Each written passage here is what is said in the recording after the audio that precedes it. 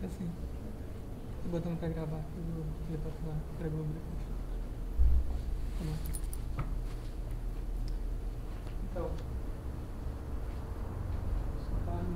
no .com eu trabalho no setor de web media.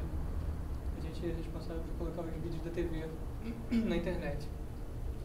Nessa época, a gente estava preocupado em arrumar um método de codificação para Flash. A gente estava passando de Windows Media para Flash Video. A gente tinha duas opções. A gente podia usar a VP6, que é um codec proprietário, uma empresa pequena. A gente tinha tido mais experiências com codecs proprietários. A gente não tem muitas opções. Você pode escolher a maior qualidade, menor qualidade e é isso. E a outra opção era usar um codec mais antigo que já tinha no FFmpeg, que é uma ferramenta de codificação muito boa, mas ela é extremamente complexa. E a qualidade de default desse codec antigo era muito ruim, mas a escolha de parâmetros no FFmpeg para trazer esse codec para o nível do novo era muito difícil, porque vários parâmetros influenciam uns aos outros de uma maneira imprevisível. Como ele é de código aberto, parece que ele foi desenvolvido por várias pessoas diferentes, cada um mexeu de um lado, é muito complicado. Chegar a uma qualidade boa nem é tão difícil, mas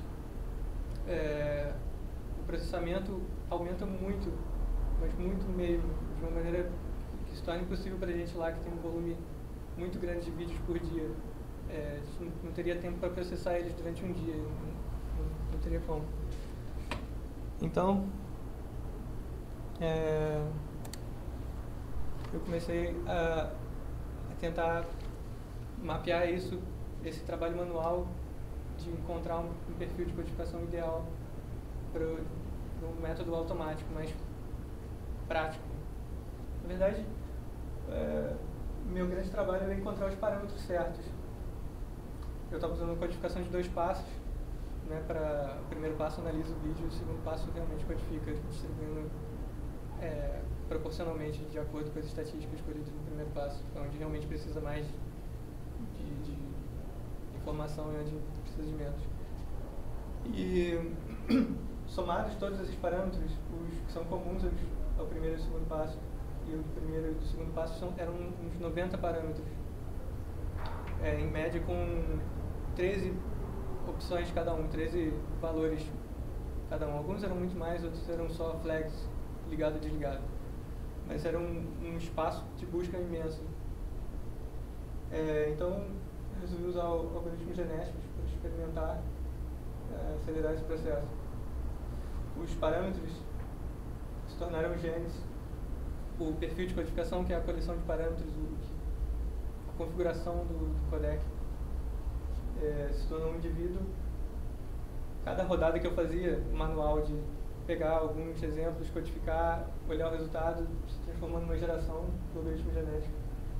E eu esperava encontrar o resultado dessa otimização no fim da evolução.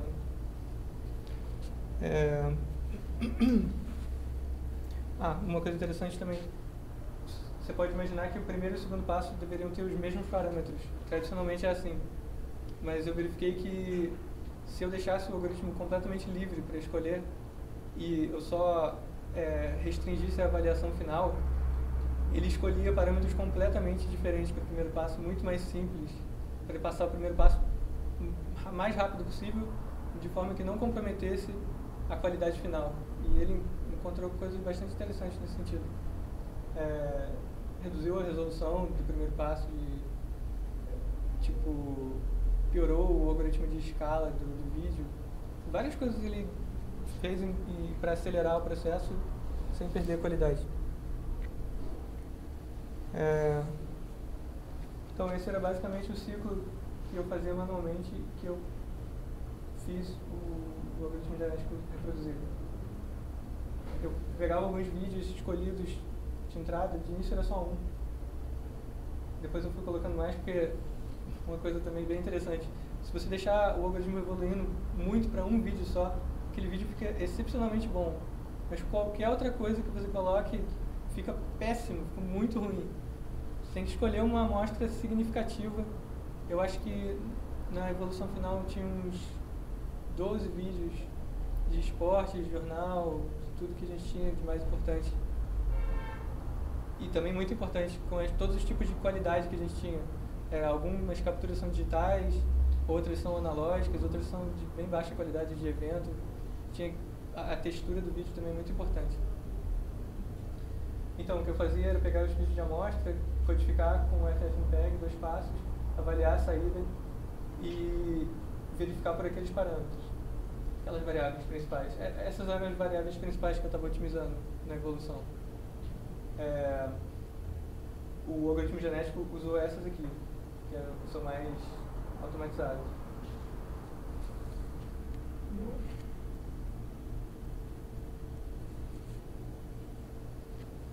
Então, o algoritmo genético realmente entra nessa parte.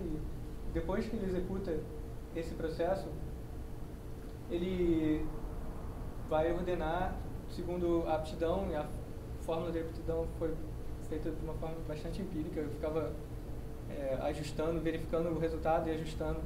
E não foi um processo que substituiu o meu trabalho, ele auxiliou a parte mecânica do meu trabalho. Enquanto ele estava evoluindo, eu ficava constantemente modificando o código, então eu fiz ele de uma maneira que eu não precisasse parar o processo, ter que reiniciar o processo no meio. Eu sempre poderia injetar um indivíduo novo que resolvesse algum problema, tivesse uma característica interessante, e essa característica se misturava com as características que já estavam lá no gene pool, e eu poderia modificar o código. E não tinha problema nenhum na base salva, porque a base salva era a linha de comando. Ele analisa a linha de comando e monta um gene. Então eu poderia pegar uma linha de comando na internet e tacar lá, e ele entendia tudo. Assim como eu poderia modificar os valores possíveis da fita genética, e ele ia analisar os que estavam lá na base e iam tentar colocar o melhor valor possível dos válidos atuais. Esse processo envolveu várias otimizações, né? Bom, o algoritmo genético é bastante custoso. Ele foi integrado com outro projeto nosso de codificação distribuída. De início, tinha um conceito de maturidade da evolução. De início, eu supunha que a maturidade era baixa, porque o fitness era baixo, então eu codificava só pequenos trechos de vídeos. Eu não gastava muito tempo testando perfis que eu sabia que não eram muito bons.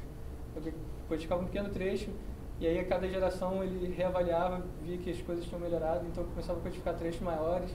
Até nas últimas gerações ele codificava uns 30 segundos, que já era suficiente para ter várias cenas diferentes, várias combinações. Isso é bem importante por causa da codificação em 2 passos. Se fosse em 1 passo, eu só precisava codificar o tamanho de uma janela, de um buffer.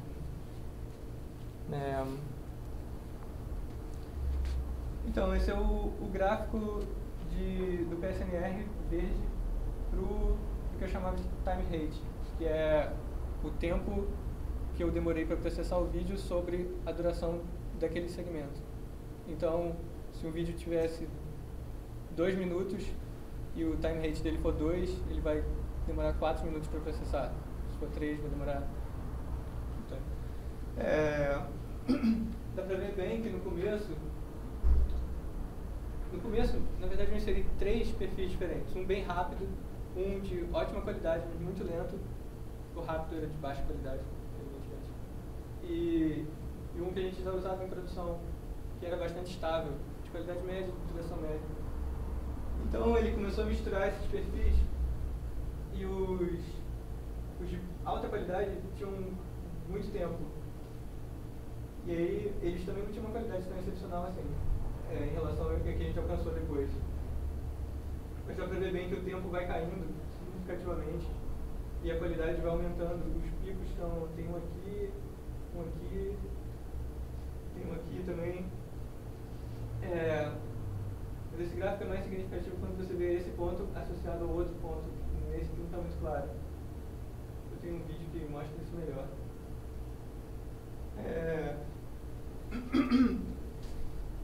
Mas é basicamente isso.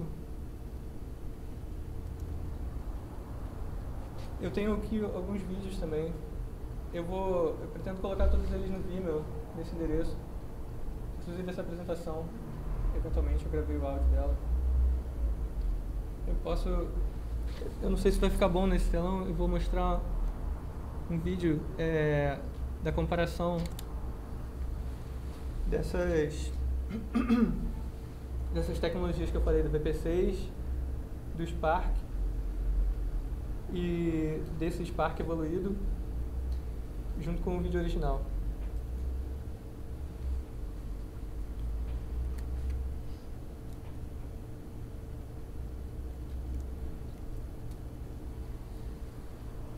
Aquele lá é o original, lá do canto em cima, esquerda. Aqui é o Spark D4, é o codec mais antigo. Esse aqui é o codec mais novo, VP6. E aquele lá do canto é o Spark evoluído. Dá pra ver como está bloqueado aqui. É bem... O Spark, naturalmente, ele é bem ruinzinho. Ele é bem antigo. Mas esse aqui é o Spark configurado com FFmpeg. O FFmpeg é bastante sofisticado. Aqui é interessante, e dá pra ver que esse está melhor do que esse, que é o codec mais novo. O codec mais antigo ficou melhor, bem configurado, do que o mais novo, que eu não tinha opção de configurar. Ele não tinha sido implementado em nenhuma ferramenta, estou pensando. Aqui, quando a cena mexe para baixo, ele bloca bastante. A câmera mexe mais adiante. E ali, lá embaixo, tranquilo. Então, com aquele codec lá, a gente pode alcançar muito mais usuários, porque ele é muito mais leve e ele está implementado em muito mais plugins de flash. Então, a gente tinha uma base de usuários bem maior, não só porque ele estava distribuído melhor, mas porque ele é muito mais leve, roda em muito mais computadores.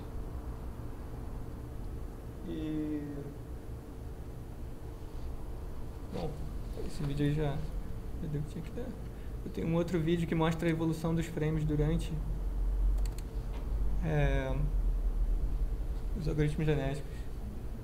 Aí é cada perfil individual evoluindo com o tempo até estabilizar no fim. Eu vou voltar porque isso é difícil de prestar atenção. No início dá pra ver que é bem confuso, ele vai tentando várias possibilidades ruins que dão baixa qualidade. E isso aí é como eu passei daquele quadro de cima do vídeo anterior para o de baixo, né? Do padrão pro sofisticado. Eu acho esse vídeo bastante interessante, talvez você não ache muito. Eu tenho um outro que talvez seja mais claro o processo. Não dá pra ver bem a qualidade, mas dá pra ver pelos gráficos que eu plotei por cima. Eu achei esse método bastante interessante de ver, porque eu posso ver o PSNR e o time rate associados. Eu consigo ver o aumento e a diminuição. Aqui, por exemplo, surgiu um profile que teve uma perda de frame em algum ponto e colocou um outro frame. Dá pra ver que ali o ponto verde naquele de baixo está razoavelmente alto, e quando passa para ele, para esse próximo, ele some, ele vai para baixo do gráfico. Porque esse gráfico está numa escala de 20 a 40 de PSNR, né? E de 0 a 4 de time rate. Bom, esse gráfico é também uma recomendação para esse tipo de avaliação. Tem o PSNR de cada frame e eu tenho o PSNR da evolução toda, que está em ciano e no fundo em azul claro. É interessante ver que cada frame estabiliza bem no final. Só que a evolução, não está dando para ver muito bem aqui, mas o gráfico da evolução está passando assim em diagonal. Ele está subindo bastante inclinado. Mas o do frame fica bem assim. É porque certos perfis, eles beneficiam uns frames e pioram outros. Então, a oscilação do PSNR do frame não é grande. Mas a do PSNR do perfil, que é calculado diferente, o PSNR do perfil é o PSNR dos PSNRs dos frames, segundo, contra um valor de referência. Eu queria que os frames tivessem PSNR 40, então fiz o PSNR deles com 40. E é isso. Acho que eu não tenho mais nada para mostrar.